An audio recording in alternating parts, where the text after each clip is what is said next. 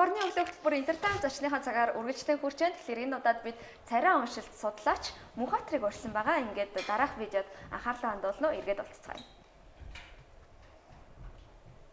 Хив шинж, онцлог, үйл хөдлөлийг нь ашиглан тухайн хүний зан араншин, ухамсар бус сэтгэлгээ, гадны нөлөөлөлд үзүүлэх хариу үйлдэл болон бусад мэдээллүүдийг олж авах үйл явц эхэлнэ. Царай уншилтын анхны онолыг нийтийн тоглоом өмнөх 4-р зуунд Аристотель гаргаж боловсруулсан байдаг. Монголчуудын хувьд гэвэл монголчууд эрт үеэс эхлэн малаа, ялангуяа адууг маш өндөр түвшинд шинжиж ирсэн ард түмэн. Хожим үеэс гэвэл Монгол гэлтгүү дэлхийн олон улс орны хууль хүчний байгууллагууд Ломбросогийн онол буюу криминологи гэмт хэрэгтнийг илрүүлэх онол царай уншилтын нэг хэсгийг ашиглаж ирсэн.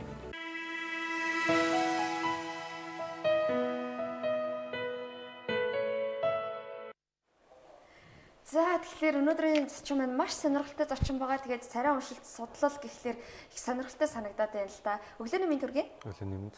За царай уншилт судлал гэж чухам юу юм бэ? Энэ шинжилгээ ухаан хизээ хаанаас үүссэн юм бол тэг өөрийгөө бас манай үзэгчдэд илүү дэлгэрэнгүй танилцуулаач.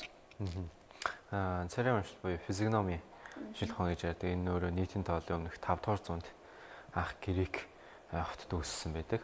За үүнээс хойш 2000 гаруй жилийн хугацаанд үүсч хөгжөөд за мөн төдийлөн саяхан 20-р зуунаас эхлээд ерөнхийдөө дэлхийн нийтийн өргөн тархаж хөгжиж ирсэн. За Монголд гэвэл саяхан 2 жилийн өмнөөс за 2 жил гаруй хугацаанд турш судалгаа хийгдсэн үндсэн дээрээс одоос ерөнхийдөө олон нийтэд ил гарах тийм ээ судалгааны ажлаа олон нийтэд танилцуулж тэгж одоо илүү олон нийт ил болж байгаа. Би өөрөө ч маш сонссон л доо яг энэ царай уншилт судлалаар Монголд бол анх удаага анхны мэрэгчлэлтэн анхны энэ талаар судалж байгаа хүн гэж тэгээд цагдаагийн газруудад бас одоо сургалт явуулдаг гэж байгаа. Хувь хүмүүс бас сургалт ордог гэсэн энэ талаараа та бас ярьж өгөөч. Тэгээ ерөнхийдөө яг энэ нодлон зунаас эхэлж ерөнхийдөө яг үйл ажиллагаа болж эхэлсэн. За үйл ажиллагаанд маань цагдаагийн газрын сургалтын нэгдсэн төв дээр ерөнхийдөө одоо алба хаагч нарт олон жил болсон алба хаагч нарт за мөн албан байгууллага байна. За хүүхэн. За албан байгууллагууд гэвэл жишээ хүний нөөц. За удирдлага хамт олонны зохион байгуулалт. За хүүхэн гэвэл харилцаа, бусад хүмүүстэй эрхэн яаж тэдэртэй ойлголцож нөлөөлж харьцах вэ гэсэн сэдвүүдээр ерөнхийдөө байнгын сургалтууд явуул хийдэг. Өөрөө ч харахаар их залуу хүн харагдаад байна л да. Тэгэхээр өөрөө яг энэ шинжилгээ ухааныг хизээнээс судалж эхэлсэн бай. Тэгээд дээрэс нь хаанаас одоо энэ шинжилгээ ухаан байдгийг мэдэж одоо аль тэг ямар оронд очиж суралцсан бэ? Эсвэл одоо интернетээс ч юм уу хэн таны багш вэ? Ерөнхийдөө хэн багш вэ гэж үзвэл одоо хүн болгоно миний багш. Тэгээ яг судалж эхэлсэн гэвэл одоо 2 жил гаруй өмнөөс судалж эхэлж байгаа. За яг үүсэл гарлын үед гэвэл ерөөд Орос, Америк эрдэмтнээс энэ зүйлийг бол оруулж ирсэн. Тэгээд монголчууд бол энэ шинжилгээ ухаанд анх хөл тавьж байгаа учраас бид тэднээс сурах зүйл бол маш их байгаа. Тэр яг энэ зүйлийг эд хөгжүүлээд ерөөдөө одоо хаал явж ин да. Тодорхой хэмжээнд нь. Хүний царайг уншна гэхлээр нэг бодлын их муухай юм л да. Нэг бодлын их гоё юм. Яагаад тэгэхээр би одоо тухайн хүнтэй чин сэтгэлээсээ харьцаад байна шүү дээ. Одоо өөртөө чинь гэдэг юм уу да тий. Тэнгуү та миний царайг уншаад миний бодлыг миний одоо юу хэлэх гээд байгааг мэдээд ахлаар миний зан харшиг ч юм уу мэдээд ахлаар надад нэг юм сонин ялагдах байгаа тоглоомдоо тоглоод байгаа ч юм шиг. Тэгээд нэг би сэтгэлээсээ хандаад авах нөгөө өмнө өөдөөс тооцоотой хандаад байгаа ч юм шиг санагдаад байгаа байхгүй. Тэгэхээр та одоо өөрийнхөө энэ чадварыг хувийн амьдралдаа хэр их ашигладаг вэ? Хувийн одоо магадгүй эрэгтэй хүн учраас магадгүй ганц бие яж магадгүй л тий. Тэгээд илүү нөгөө бүсгүүчүүдтэй уулзах, дотносох ч гэдэг юм уу. Энэ байдал дээр хэрэг ашиглаж байна. Эсвэл шавнар чинь бас энэ шинжилгээ ухааныг өөртөө хэр одоо хувьдаа ашиглаж хөрвүүлэн одоо тий ашигладаг бай. Одоо шавнар маань одоо яг юу гэж ашиглаж байгаа одоо мэдэхгүй.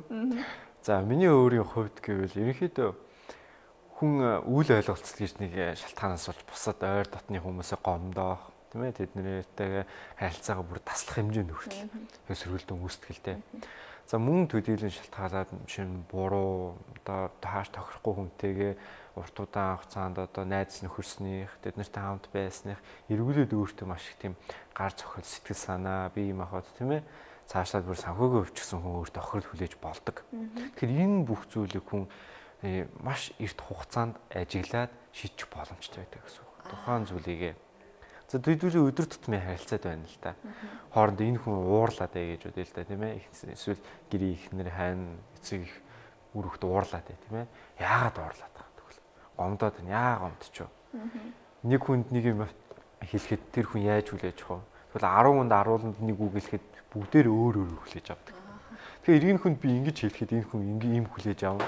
Энэ дотор ийм хийх юм байна. Ингэх юм байна гэдэг мэдээд ирэхээр харилцаа илүү сайжирч ирдэг. Нэг илүү ойлгодог. Илүү богино хугацаанд нэг илүү сайн тайж мэдснээр би энэ хүнтэй хамт байх үгүй юу? Эсвэл тийм ээ энэ хүнтэй яаж харьцах уу гэдэг зүйлийг нарийн мэдээд ирэх боломжтой. Аха. Царай гэдэг маань өөрөө бидний эцэг эхээс бидэнд зайсан бидний генээр дамжуулан удамшсан зүйл л дээ. Тэгэхээр энэ бол яг нөгөө биднэрт эхээс өгсөн юм Бурханаас ч юм уу өгсөн өгөгдөл байгаа шүү дээ. Тэр өгөгдөл маань яг 20 жилийн дараа ч юм уу тодорхой хэмжээнд өөрчлөгддөг. Тодорхой хэмжээнд одоо чихэн дээрд оруулдаг ч юм уу эсвэл өвчлөлөө тогтоол те амьдралаас юу үзэж тулсан тэр болгон царайн дээр ингээ илэрч идэх л та. Тэгэхээр нэг зүйл надад их сонирхолтой санагдаад байгаа. Хэрвээ хүн нөгөө гоо сайхны бис засалд ороод өөрийнхөө бодит чихэн төрхийг өөрчилчлөө гэж бодъё. Тэгвэл энэнийг та одоо царай уншилтанд нөлөөлдөг үү энэ гоо сайхны бис засалд орох нь. Тэгээд дээрэс нь энэ хүмүүсийг уншихад илүү төвөгтэй болж ирдэг үү? Тодорхой хэмжээнд нөлөөлнө. Тодорхой хэмжээнд. Гэхдээ хэдий бис засал хийлгэж юм нүүрний эд пропорцийг үндсэн байрлал бол яг байж л байдаг. Чин одоо гавлын яс байд юм уу, сүлчих байд юм уу, тийм ээ тэдний байрлал нь ямар байна, хаана вэ, толгойных нь хэлбэр ямар байна, тэр зүйлүүд яг байж л байдаг. Ингээд энэ шинжлэх ухаан бол 2000 гаруй жил явж ирсэн л дээ. Тэгэхээр ирэхээр янз бүрийн зүйлд аливаа зүйл дасан зохицох гэх юм одоо тийм ээ тухайн зүйл илүү хөгжиж ирдэг. Тэгэхээр шинжлэх ухаанд бол үүнийг даваад гарах онол гэх юм одоо тийм ээ тэм зүйл байдаг. За тэгэхээр бид бас мөнхөтроос царай уншигчаа илүү одоо таньж мэдхийн тулд студид нэгэн зочин урьсан байгаа. Тэгээд энэ зочныхоо царайг нь уншуулах болно. Ингээд зочноо тайзнаа угтан авцгаая.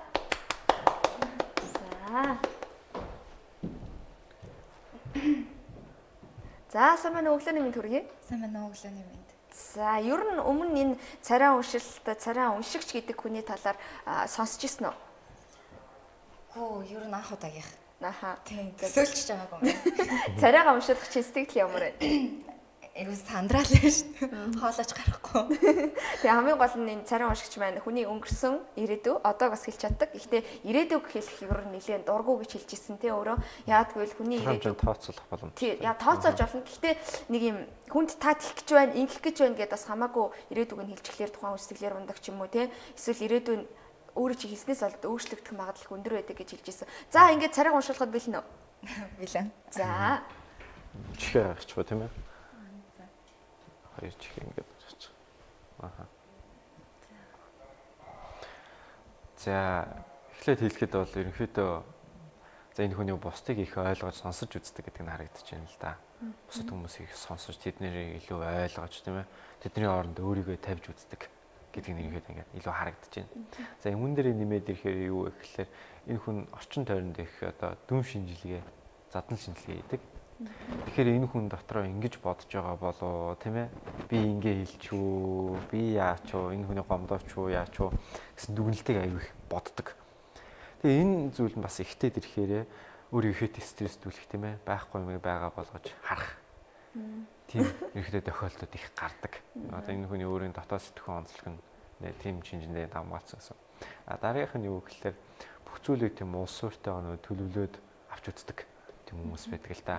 Зарим хүмүүс болохоор аюу хурдан хийх гэдэг. Нэг нь болохоор ерөнхийдөө аюу удаан гэж харагдахаар ерөнхийдөө гаднаас нарах юм бол тийм ээ.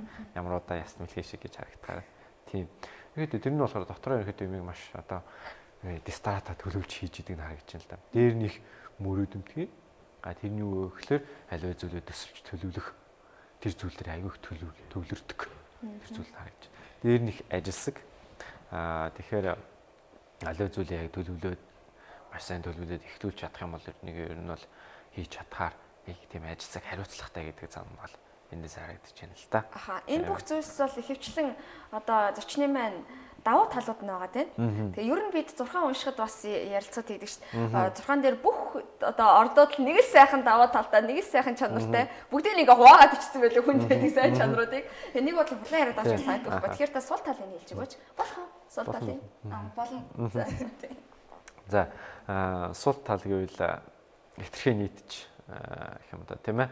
Арай өөр жишээ нь ийм дотгошоо бодолтой хүмүүс одоо тэгж хэтэрхийн нийтч олон хүмүүстэй яг ингээд өөр их шиг хандах ч юм уу да тийм ээ. Өөр юм шиг тэгж авч үзэж хандах бол жоохон дими байдаг.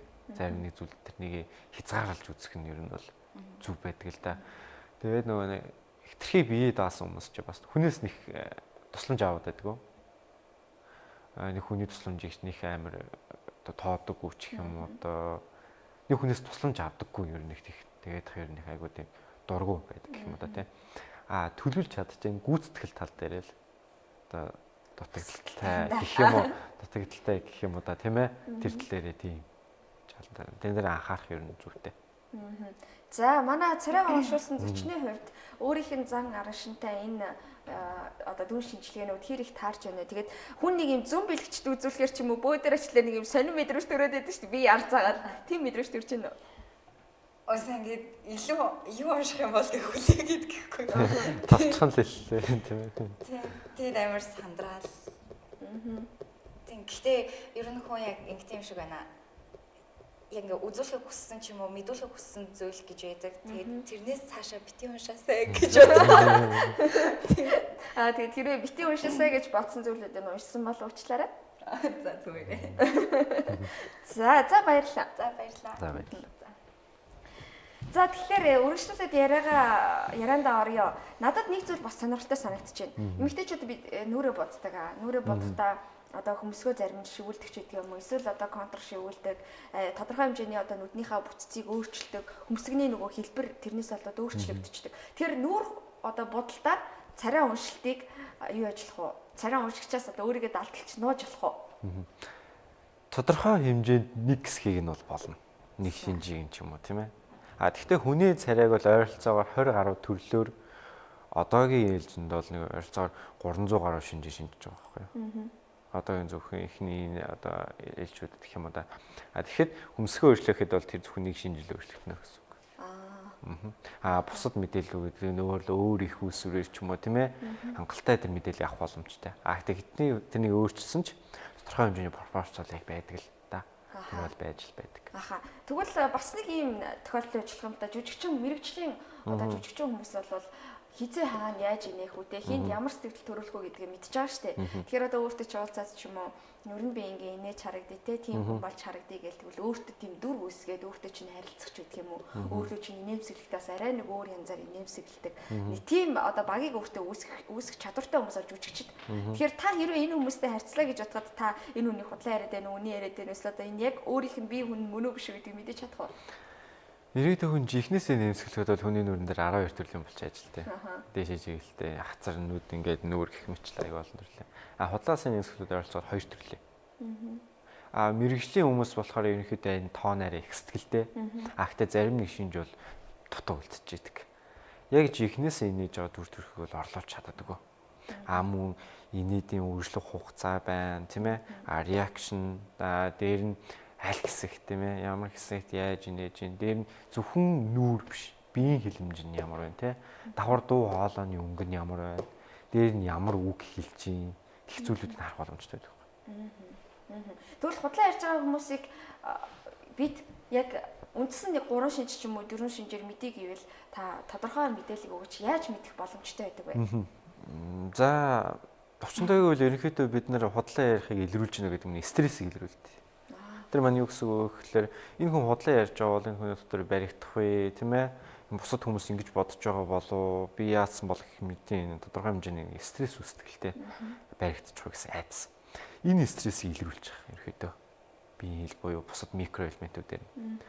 За энд за жишээ нь яриан дээр ямар шинжүүд ажиглаж болох вэ гэхээр худлаа ярьж байгаа хүн өөр сэтгэл зүйн онцлог нь би энэ хүн ярих байгаа юм олон давтаж хэлэх юм бол энэ хүн илүү ойлгоно эсвэл энэ хүн илүү хүлээж авна итгэнэ гэж боддог. Хамгийн ихний шинжтэй. Тийм учраас илүү олон дахин давтаж ярих гэдэг. Дараагийнх нь юу гэдэг вэ гэхээр ярьж байгаа зүйл илүү детальчилж ярьдаг. Наривчлаа тийм ээ. Яг тэгсэн чинь тэгсэн байхгүй юу те. Дийж явж исэн чинь тэгээд гэх мэт чинь. Энэ бол ерөнхийдөө хүмүүс нэлээ анзаарч байгаа. Тийм түгээмэл анзаарч байгаа те. Гэсэн чи яг тэгээд айгүй тэгж ярьдаг л да. Тэгээд ерөнхийдөө хамгийн сүүлд хааруулж хэлэх зүйл нь юу гэхээр хичээд гэлтэй.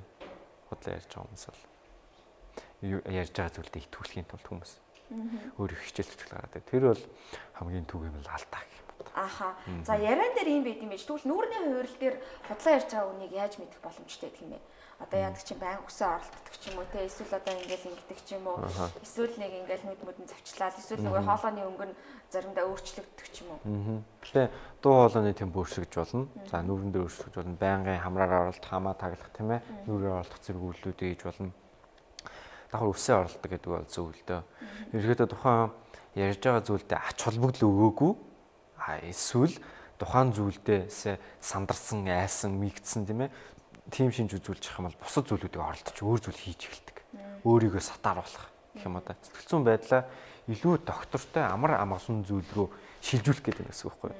Тухайн өнөөс биш өөр зүйл рүү шинэ цагаа оролдож болно, уцаа оролдож болно, өсөө оролдож болно. Тэгэх мэтчлэн илүү доктортой байхын тулд тэр эмоц хадгалах гэж үлддэг байхгүй юу?